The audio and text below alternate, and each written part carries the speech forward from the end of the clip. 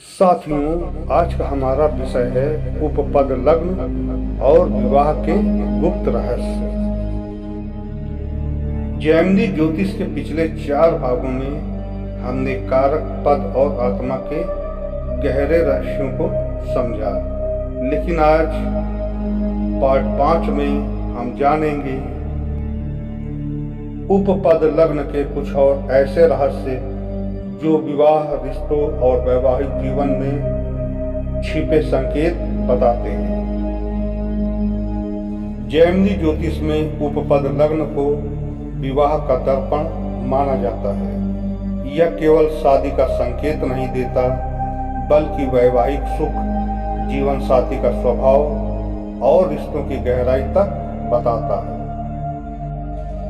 यदि उपपद लग्न में शुभ ग्रह हो तो व्यक्ति को सुंदर, सहयोगी और भाग्यशाली जीवन साथी मिलने के संकेत मिलते हैं। ऐसे लोग विवाह के बाद जीवन में स्थिरता और उन्नति भी प्राप्त करते हैं।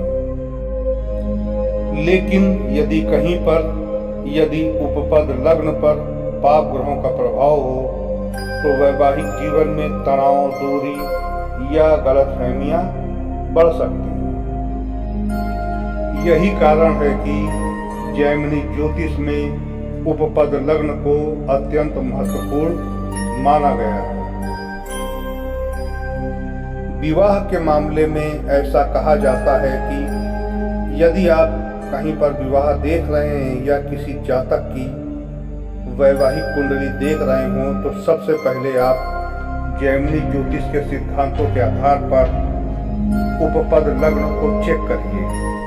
यदि आपने उपपद लग्न के रहस्यों को समझे बिना विवाह का पूर्ण विश्लेषण कर दिया तो ऐसा संभव नहीं है।